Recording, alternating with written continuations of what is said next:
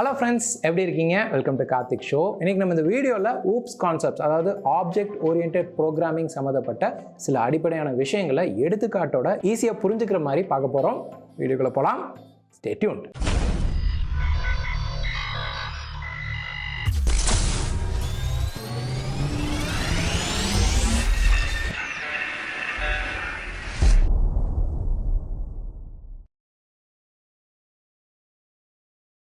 Welcome back. நீங்கள் ஒரு ப்ரோக்ராமராக இருந்தாலோ இல்லை நீங்கள் ஒரு ப்ரோக்ராமர் ஆகணும் அப்படின்னு நீங்கள் நினச்சாலுமே இந்த ஜாவா பைத்தான் போன்ற லாங்குவேஜஸ் எல்லாம் நீங்கள் படிக்கும்போது ஊப்ஸ் கான்செப்ட்ஸ் பற்றி நீங்கள் அடிக்கடி கேள்விப்படுவீங்க. நிறைய இன்டர்வியூஸில் கூட இதை பற்றின கேள்விகள் அதிகமாக வரும். Classes, objects, inheritance, abstraction, encapsulation, அப்புறம் பாலிமார்பிசம் போன்ற டெர்மினாலஜிஸ் எல்லாம் நீங்கள் ஊப்ஸ் கான்செப்ட் சம்மந்தமாக பார்க்கும்போது கண்டிப்பாக படிப்பீங்க. இந்த ஒவ்வொரு டெர்மினாலஜிஸோட அர்த்தம் என்ன அப்படிங்கிறது தான் நம்ம இந்த வீடியோவில் சுலபமாக புரிஞ்சுக்கிற மாதிரி எடுத்துக்காட்டு ரொம்ப டெக்னிக்கலாலாம் போகாம நம்ம பார்க்க போறோம். சரி, இந்த படத்தை பாருங்க. இந்த படத்துல உங்களுக்கு வெவ்வேறு விதமான கார்ஸ் இருக்கு.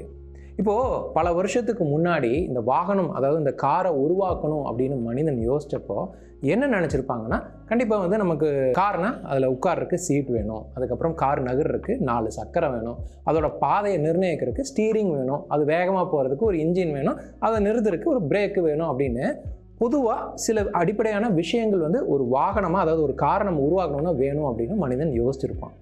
ஆனால் காலம் போக போக இந்த பொதுவான தேவைகள் பரிணாம வளர்ச்சி அடைஞ்சு புது புது விஷயங்களை எல்லாம் காரில் கொண்டு வந்து, ஓகே இந்த காரு இந்த தன்மைகள்லாம் இருந்தாலுமே இது கூட இன்னும் சில தன்மைகளை சேர்த்து இந்த வகையான காரை உருவாக்கலாம் அப்படின்னு சொல்லிட்டு ஒரு ஹேட்ச்பேக் காரை உருவாக்கியிருப்பாங்க. அதுக்கப்புறம் இன்னொரு சில விஷயங்களை எல்லாம் மாற்றி அமைக்கலாம் அப்படின்னு சொல்லிட்டு ஒரு செடன் காரை உருவாக்கியிருப்பாங்க. சரி, இன்னும் கொஞ்சம் பெரிய காராக வச்சுருக்கான் அப்படின்னு சொல்லிட்டு எஸ்யூவி போன்ற கார்களை உருவாக்கியிருப்பாங்க.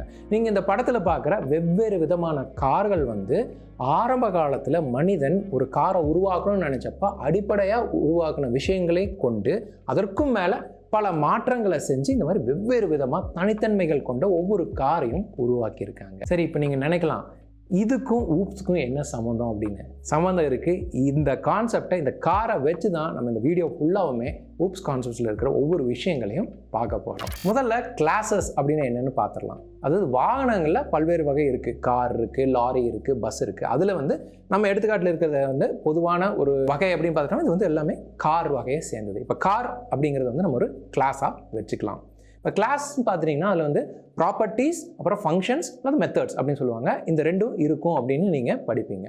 இந்த ப்ராப்பர்ட்டிஸ்னால் என்ன, ஃபங்க்ஷன்ஸ் அல்லது மெத்தட்ஸ் அப்படின்னா என்ன அப்படிங்கிறத பார்க்கலாம்.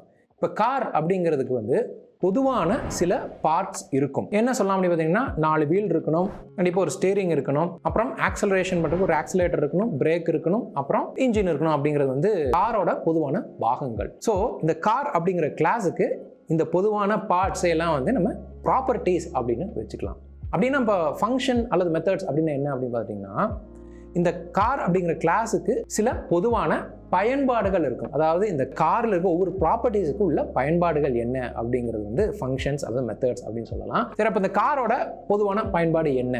கண்டிப்பாக ஒரு இடத்துல ஒரு இடத்துக்கு போகணும் அப்படிங்கிறது தான் காரோட பொதுவான பயன்பாடு. அதாவது காரை வச்சு நம்ம டிரைவ் பண்ணலாம் அப்படிங்கிறது. அதுக்கப்புறம் காரோட வேகத்தை அதிகரிக்கிறது, காரோட வேகத்தை குறைச்சி பிரேக் பண்ணுறது, அதுக்கப்புறம் காரோட திசையை மாற்றுறது. இதெல்லாம் பார்த்துட்டிங்கன்னா காரோட பொதுவான பயன்பாடுகள். எப்படியெல்லாம் இந்த கார் அப்படிங்கிற கிளாஸை நம்ம பயன்படுத்தலாம் அப்படின்னு சொல்கிறது தான் ஒரு கிளாஸோட ஃபங்க்ஷன்ஸ் அல்லது மெத்தட்ஸ் அப்படின்னு சொல்லலாம். நம்ம இது வரைக்கும் பார்த்ததில் கார் அப்படிங்கிறது ஒரு கிளாஸ் அப்படின்னு எடுத்துக்கிட்டோம்னா அதில் இருக்கிற ஒவ்வொரு பாகங்களும், அதோட பார்ட்ஸும் ப்ராப்பர்ட்டிஸ் அப்படின்னு வச்சுக்கலாம். அதுக்கப்புறம் இந்த கிளாஸில் இருக்க ஒவ்வொரு ப்ராப்பர்ட்டிஸையும் நம்ம எப்படியெல்லாம் பயன்படுத்தலாம் அப்படிங்கிறத ஃபங்க்ஷன்ஸ் அல்லது மெத்தட்ஸ் அப்படின்னு வச்சுக்கலாம். சரி, இப்போ ஆப்ஜெக்ட்ஸ்னா என்ன அப்படின்னு பார்க்கலாம். இப்போ நீங்கள் ஒரு காரை வாங்கணும்னு நினைக்கிறீங்க. நீங்கள் ஷோரூமுக்கு போகிறீங்க. கார் ஷோரூமுக்கு போயிட்டு நீங்கள் அவங்ககிட்ட கேட்குறீங்க, எனக்கு கார் வேணும் அப்படின்னு சொல்கிறீங்க. இப்போ நீங்கள் வெறும் கார் வேணும்னு சொன்னீங்கன்னா அவங்களுக்கு நீங்கள் கார் வாங்க வந்திருக்கீங்கமே தெரியுமே தவிர ப்ராக்டிக்கலாக உங்களுக்கு ஒரு காரை கொடுக்கணும் அப்படின்னா அவங்களுக்கு நீங்கள் சொல்கிற ரெக்யர்மெண்ட் வச்சு ஒன்றும் பண்ண முடியாது. நீங்கள் கார் அப்படிங்கிறது ஒரு பொதுவான விஷயம். அங்கே நிறைய வகையான கார் இருக்கும். உங்களுக்கு என்ன தேவை அப்படிங்கிறது நீங்கள் சொல்லணும்னா அந்த கார் அப்படின்னு நீங்கள் பொதுவாக சொல்கிறதுக்கு சில அறிகுறிகளையும் நீங்கள் கொடுக்கணும். அதாவது எனக்கு இந்த மாடல் கார் வேணும், இந்த விலையில் கார் வேணும், இந்த கலரில் கார் வேணும், இந்த பிராண்டில் கார் வேணும் அப்படின்னு சில வேல்யூஸ் அந்த கார் அப்படிங்கிற கிளாஸுக்கு நீங்கள் கொடுக்கணும். அப்போ தான் உங்களால் ப்ராக்டிக்கலாக ஒரு காரை வாங்க முடியும். அதே மாதிரி ப்ரோக்ராமிங்லேயும் நீங்கள் நிறைய கிளாஸஸ் உருவாக்குனாலுமே அந்த கிளாஸஸ்க்கு அப்படின்னு நீங்கள் பயன்படுத்தணும்னா அதில் இருக்கிற ஒவ்வொரு ப்ராப்பர்ட்டிஸ்ன்னு பார்த்தோம் பார்த்தீங்களா, அதுக்கு வந்து நீங்கள் வேல்யூ கொடுத்தீங்கன்னா தான் அந்த கிளாஸுக்கு வந்து ஒரு உருவம் கிடைக்கும். அந்த உருவத்தை உங்களால் ப்ரோக்ராமில் பயன்படுத்த முடியும். இந்த மாதிரி கிளாஸுக்கு நீங்கள் ஒரு உருவம் கொடுத்து ப்ரோக்ராம் பயன்படுத்துகிறத ஆப்ஜெக்ட்ஸ் அப்படின்னு சொல்லுவாங்க. அதை தான் வந்து an object is an instance created from class அப்படின்னு ப்ரோக்ராமிங்கில் சொல்லுவாங்க. ஸோ ஒரு கிளாஸை வச்சு நீங்கள் வெவ்வேறு விதமான ஆப்ஜெக்ட்ஸை க்ரியேட் பண்ணி அதை வந்து உங்கள் ப்ரோக்ராமில் நீங்கள் பயன்படுத்தலாம். இதுதான் ஆப்ஜெக்ட்ஸ் அப்படிங்கிறது. கிளாஸ் அப்படிங்கிறதுக்கு ஒரு லாஜிக்கல் டெஃபினேஷன், அது ஒரு டெம்ப்ளேட், ஒரு ப்ளூ பிரிண்ட் மாதிரி தான். அது வந்து நீங்கள் ஒரு உருவம் கொடுத்து தனித்தன்மை கொடுத்து நீங்கள் அதை வந்து பயன்படுத்தணும் அப்படின்னா நீங்கள் வந்து அதை ஒரு ஆப்ஜெக்டாக ப்ரோக்ராமிங்கில் மாற்றுவீங்க. சரி, இப்போ நம்ம வந்து இன்ஹெரிட்டன்ஸ்னால் என்ன அப்படின்னு பார்க்கலாம். இப்போது ஒரு பொருள் இன்னொரு பொருளோட பண்புகளை காப்பி பண்ணுனா வந்து அது இன்ஹெரிட்டன்ஸ் அப்படின்னு சொல்லலாம். இப்போது நம்ம எடுத்துக்காட்டு பிரகாரம் கார் அப்படிங்கிற நம்ம ஒரு கிளாஸை உருவாக்கி இருந்தாலுமே அதிலிருந்து நிறைய சப் கிளாஸஸ் நம்ம உருவாக்கலாம். அதாவது ஹேட்ச்பேக் கார் அப்படின்னு ஒரு சப் கிளாஸ் உருவாக்கலாம், அதுக்கப்புறம் செடேன் கார் அப்படின்னு ஒன்று உருவாக்கலாம், அதுக்கப்புறம் எஸ்யூவி கார் அப்படின்னு இன்னொரு கிளாஸ் உருவாக்கலாம். இந்த மாதிரி கார் அப்படிங்கிற ஒரு கிளாஸ்லேருந்து நம்ம எஸ்யூவி கார், செடேன் கார், ஹேட்ச்பேக் கார்னு நிறைய கிளாஸஸ் தனித்தனியாக உருவாக்கி இருந்தாலுமே இந்த மூணுமே பார்த்தீங்கன்னா கார் அப்படிங்கிற கிளாஸோட பண்புகளை உள்ளடக்கியதான் இருக்கும். அதாவது கார் அப்படிங்கிற கிளாஸோட சில ப்ராப்பர்ட்டிஸை இந்த SUV class, sedan class, hatchback class cars எல்லாம் காப்பி பண்ணியிருக்கும். இந்த மாதிரி ஒரு கிளாஸ் இன்னொரு கிளாஸோட ப்ராப்பர்ட்டிஸை காப்பி பண்ணுறத நம்ம இன்ஹெரிட்டன்ஸ் அப்படின்னு சொல்லுவோம். சரி, அப்ஸ்ட்ராக்ஷன்னா என்ன அப்படின்னு பார்க்கலாம். இப்போ அப்ஸ்ட்ராக்ஷன் அப்படிங்கிறதுக்கு அர்த்தம் வந்து சில விஷயங்களை மறைக்கிறது அப்படின்னு அர்த்தம். இப்போ நான் வந்து ஒரு காரை டிரைவ் பண்ணுவோம் அப்படின்னா நான் என்ன பண்ணுவேன், காரில் போய் உட்காந்து இன்ஜின் ஆன் பண்ணி ஆக்சிலேட்டர் கொடுத்து கியர் போட்டு ஸ்டீரிங்கை பண்ணால் கார் நகரணும். அதை எப்படி பண்ணணுங்கிறது மட்டும் ஒரு டிரைவராக நான் தெரிஞ்சுக்கிட்டா போதும். எனக்கு இந்த ஸ்டீரிங்கை நகர்த்தும் போது எப்படி கார் வீல் வந்து கரெக்டாக திரும்புது, அந்த ஸ்டீரிங்கும் காருக்கு எப்படி சம்மந்தம் இருக்குது, எப்படி இன்ஜின் சுற்றுது, இந்த ஆக்சிலேட்டர் கொடுத்தா இன்ஜின் வேகம் அதிகரிக்குது, அது எப்படி அப்படிங்கிற டெக்னிக்கல் டீடைல்ஸ் எல்லாம் எனக்கு தெரிஞ்சுக்கணுங்கிற அவசியம் இல்லை. அப்போ என்ன ஆகுது அப்படின்னு பார்த்தீங்கன்னா, ஒரு டிரைவராக நான் அந்த காரை பயன்படுத்தணும்னா எனக்கு தேவையான விஷயங்கள் மட்டும்தான் காண்பிக்கப்படும். அதுக்கு பின்னாடி இருக்க இயக்கத்துக்கு காரணமான விஷயங்கள் எல்லாம் வந்து மறைக்கப்படும்.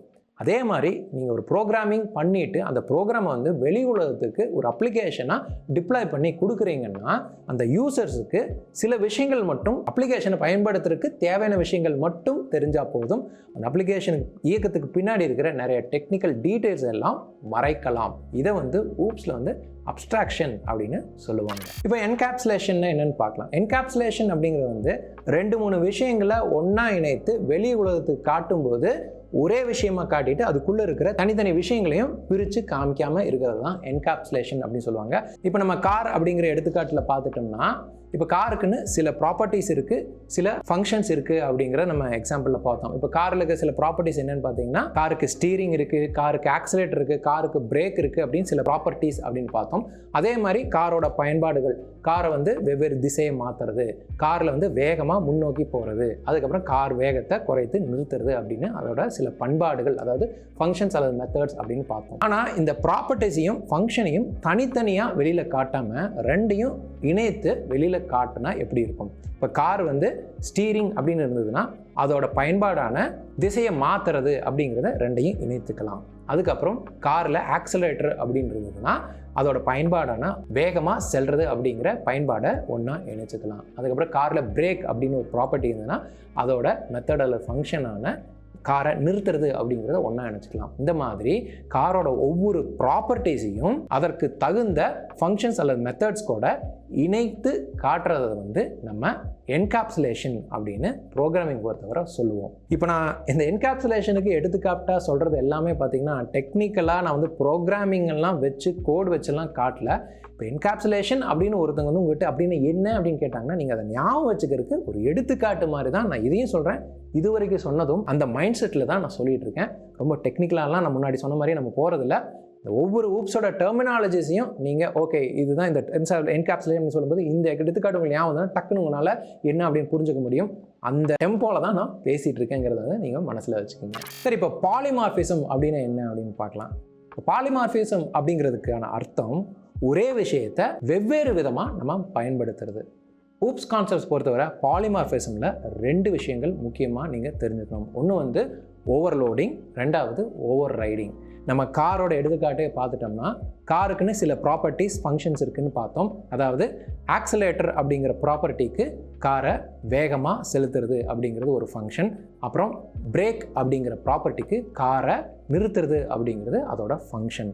இப்போது இந்த பிரேக் அப்படிங்கிறதோட ஃபங்க்ஷன் ஆக்சுவலாக பார்த்தீங்கன்னா காரை நிறுத்துறது. ஆனால் நான் அதுக்கு பதிலாக பிரேக் ப்ராப்பர்ட்டியை வச்சு காரோட வேகத்தை அதிகரிக்கணும்னு நான் பயன்படுத்துகிறேன்னு வச்சுப்போம். அதே மாதிரி ஆக்சிலேட்டர் அப்படிங்கிற பார்ட்டை வச்சு காரோட வேகத்தை குறைச்சி காரை நிறுத்தணும் அப்படின்னு அதை நான் பயன்படுத்துறது.